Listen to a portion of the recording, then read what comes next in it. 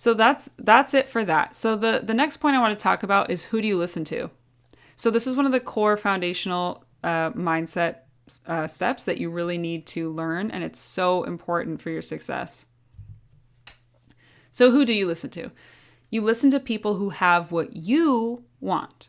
So why I have you in caps is because everybody wants different things, and there's no right or wrong. Like if you want to have a business that does this and it makes this much money, and your dream is to have like this little cabin in the woods and all this stuff, there's no one to tell you that that's right or wrong. Like it's your dream, it's your life, it's your happiness.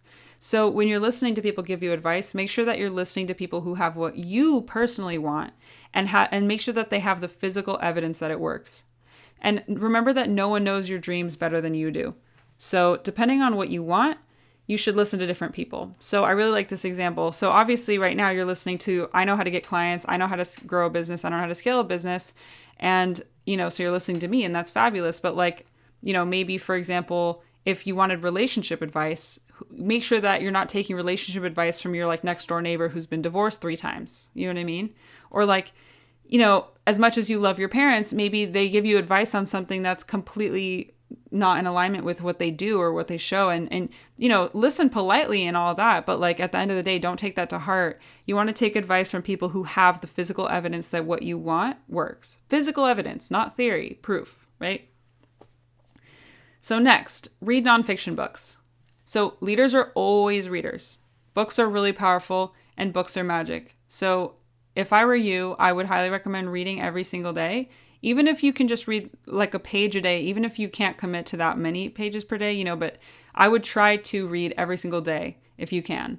And if you really wanted to be successful, you would read autobiographies and biographies of people who have what you want, you personally want. So if you wanted to be like the best singer in the world, you'd probably read like Beyonce's autobiography, right? Or Michael Jackson's autobiography. And read books that were written by authors who have actually done what they're teaching. So there's a lot of books out there written by people who are all theory. So there's like business books written by people who've never had a business in their life, but they majored in business, and like they have all this business education. They've never started a business and they're teaching business. You're like, what? This is just theory. So you don't want to listen to theory. You want to listen to proven strategy, like proof that things work, right? So make sure that you're listening to the right people. You're listening to people who have the physical evidence that what you want works, right? And it's in different categories, like I said. So let's say you want relationship advice, and there's this guy who's super broke. You would never want to take business advice from him, but he's been married for 60 years and he's like madly in love with his wife. Would you want to take relationship advice from that guy? Yes, for sure. Would you want to take, business advice from him? No. So you kind of like eat the meat and leave the bones, if you know what I mean. So next, always keep this top of mind. So whenever you're engaging in conversation with someone, just always think to yourself, who do you listen to? Who do I listen to? Should I listen to this person? What have they done? Who are they? Do they have the physical evidence that what I want works? Should I take their advice on this? And if they don't have what you want, listen politely, but don't take it to heart. Don't be rude or anything. And if someone, is someone you should be listening to giving you advice, then you should, shut your mouth and listen, like just soak up as much as you can, because that's one of the most valuable ways to learn. So I just want to do a quick quiz to see if you know who you should listen to. So here's Sally. She has a life and business coaching certification. She's graduated from Harvard. Oh, and she's been a business teacher at Yale for 6 years. Well, that's impressive, Sally. Okay, now we have Gina. Gina didn't graduate college. She learned directly from successful people. She's applied the information in her own life, and she has had successful businesses. So which one do you think you should listen to? So Sally is all theory, right? Sally has never actually had a business. She doesn't actually know if any of the stuff that she's learned works because she's never applied it. And she's all about credibility, not about actual like proof. So, she has her certification that makes her, that gives her that credibility, all this stuff. And she's graduated from Harvard. That also gives her a lot of this credibility and authority and all this stuff. And she's been a business teacher at Yale for 6 years. Same thing. Gina, she's maybe like not that impressive credibility wise, but her credibility is that she actually has proof of results. So if you hadn't already guessed, the person that you should be listening to in this scenario is Gina. She's not hype and, all this like credibility and on all this fancy authority stuff. She's just the real proof of the real results. So there's just an example for you.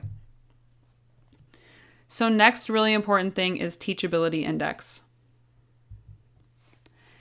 So what is teachability index? Teachability index is how teachable are you? So you always want to be asking yourself this. You always want to be asking yourself, how teachable am I? How teachable am I? And while you're listening to the right person, obviously, if you're listening to the wrong person, you don't want to be thinking about how teachable am I. If you're listening to someone who doesn't have the advice you need. But if you are, then you might feel resistance at times. So you might feel like it's going against some of your current beliefs and habits and current worldview, so it's a little uncomfortable and you might want to deny what they're teaching you or like not listen or roll your eyes or whatever. You might think you already know that, whatever you might be thinking. But you always need to ask yourself, how teachable am I? And this is never definite. So, your teachability index varies all the time. Like sometimes you have a high teachability index, sometimes you're tired, it's lower, but you always want to be in check on what your teachability index is, because that's how you know if you're like absorbing the information and actually learning the information. So it should always be at the forefront of your thinking. So after you've verified who do I listen to, teachability index is the next thing. How teachable am I? How teachable am I? Always be thinking that. High teachability index. That's what you want to be thinking. So that kind of leads into my next thing. So know how to measure your teachability index. So there are two important variables when measuring your teachability index. But remember this, just remember this phrase, high willingness to learn, high willingness to accept change. You like ask yourself, how teachable am I? High willingness to learn, high willingness to accept change. So you always want to be thinking these things when someone that, you want to learn from is telling you things. So how do you know if you have a high teachability index? That can be kind of confusing. So here's how you'll do that. So there's two core variables for teachability index. What's my willingness to learn and what's my willingness to accept change? So how do you know what your willingness to learn is? Well, it's simple, really. Just ask yourself, what are you willing to give up? Really think about it. Like, what are you willing to give up to learn this? Like, are you willing to give up your favorite thing? So here's an example. Are you willing to, instead of watching TV after work every day for 2 or 3 hours, are you willing to spend that time on, watching this course and reading? Are you willing to give up your favorite TV show every night to learn this information? Another thing is, how much money are you willing to spend, right? Ask yourself, how much money am I willing to spend? I mean, the fact that you bought this course means you already made an investment, so you know that you have a high willingness to learn. But it could go away. You could start feeling like, oh, I'd rather watch TV, I'd rather do this. So you need to always be thinking, how teachable am I? What's my willingness to learn? And then how much time are you willing to invest? You can definitely tell what's your willingness to learn based on how much time you're willing to invest. If you're only willing to invest like an hour or two per week on learning the information, you have a low willingness to learn, low teachability index, right? So next, what's my willingness to accept change? So it's not just what's your willingness to learn. You have to actually apply the information and you have to change things in your life to see progress and be teachable, right? So what are you willing to do differently? Are you willing to, start eating a different way to have higher brain power? Are you willing to maybe give up carbs and sugar? Are you willing to, wake up early and like really be more efficient with your time? Are you willing to work out every day? What changes are you willing to make, to really be teachable and change your life? So, if the answer is that you're not willing to change anything, like, oh yeah, I want to change. I want to, right now I'm hardly getting any clients, but I'd really love to have like a really thriving, profitable 6-figure business. But, I don't want to change anything. No, I don't want to change anything in my life. Well, just like reality check, like you can't change your life without changing things in your life. You know what I mean? You have to change things in your life for things in your life to change, right? So just really assess this, like, and assess how willing you are to accept change, and then ask yourself, are you happy with where you're at? And if the answer is yes, then I don't even know why you're here, right? Honestly. I mean, you want to be happy, obviously, but if, do you want to be stuck in the situation you're in now, or do you want to grow? Do you want to thrive? Do you want to turn your dreams into reality? So this graph at the bottom, current situation, and then I have 1 to 10 TI, which means That's your teachability index on a scale from 1 to 10.